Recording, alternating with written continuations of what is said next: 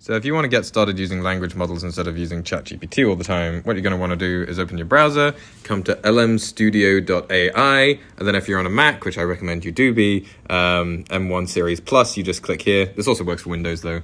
Then once you've got that installed, you open up LM Studio. And what you're going to be greeted with is this homepage. This is basically curated so that it just has models that work the best with Mac, but they also work with Windows. These are basically the most compatible models as these GGUFs.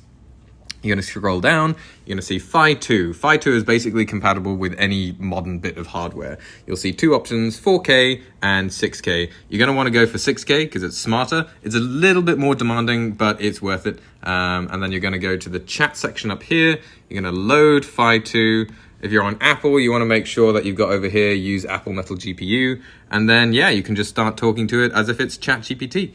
There's a bunch more settings, but I'll go through those in a different video.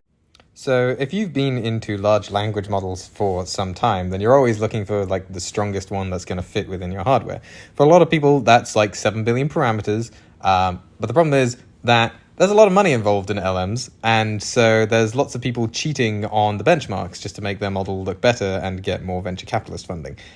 This leads to lots and lots of models getting flagged for cheating, even though they did well on the benchmarks, which is why I really appreciate what this guy has done, Blaze. He has benchmarked the benchmarks, basically, against, so Chatbot Arena, Arena ELO here, Chatbot Arena is a human-curated benchmark where people pit different LMs against each other and rate which one they think is the best. He's then looked at the benchmarks and seen which ones are closest, so that's these two 0.90 ones here, which are MT Bench and AGI Eval. So around about Christmas time, there's lots of like excitement that I saw online from something called Mixtral, which was the first open language model that you could download and use on your own computer, which potentially had the same architecture as what we think GPT-4 has. And it's really smart, it goes really quick, and yeah, lots of reasons to like the idea of it. But in practice, it's actually kind of finicky and annoying to set up. So if you have LMstudio here, what you go to is the search, you do Mixtral, make sure you do Mixtral instruct. And what you're going to want to do is find one from the bloke, this one down here with the most amount of likes. So you get that, and then you load it up. Now the problem is the prompt format is really confusing. So you have to use this really weird custom one that they came up with. And it's not even, I'm not even sure if this is correct, to be honest. It's really unclear. And there's no system prompt. So stay tuned for the next video where I show a better version, which also doesn't just leave a space at the beginning of every prompt. So if you watched my previous video, you know that Mixtral Instruct is really cool, but there's a couple of problems. One, they've got this weird custom like prompt format and it's strange. And another is they always leave a space at the beginning, and they don't support a system prompt. Now, this is a bit of a pain in the butt. So something that's really cool is these guys have made the first fine-tune of Mixtral that has actually done better than Mixtral according to AGI Eval.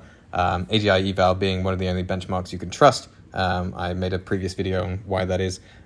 So they've made one that actually works really well, and it supports, out of the box, ChatML, which I think is one of the best prompt formats, which you can just, like, it comes baked into LM Studio.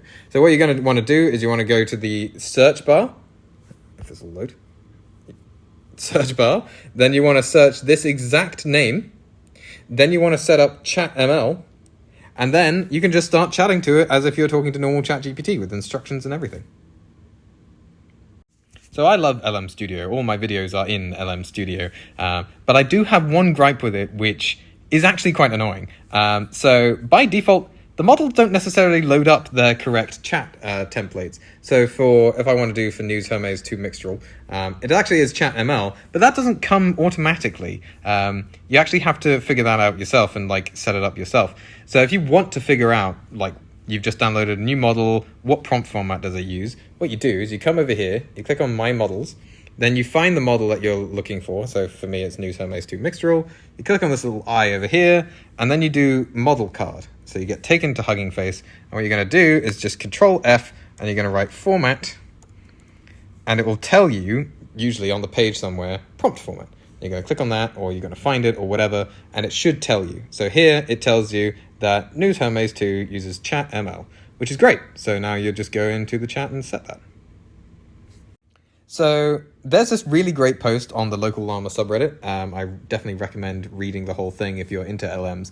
But the short of it is that the main ways that we use to query a language model, all of the random number generator parts of it are really inefficient and strange, and it's odd that we even do this in the first place.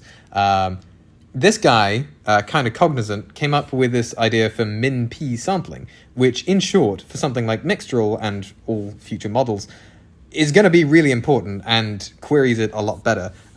So if you want to use min-p on your Mixtral models, which I really highly suggest you do, what you do is you come over here, you scroll down, and you find this bit. You're going to want to turn off top P entirely. You want to set top K sampling to 0. This turns it off as well. And then for Mixtral models, you want to set it to something really low, like 0.05 up to 0.2 max.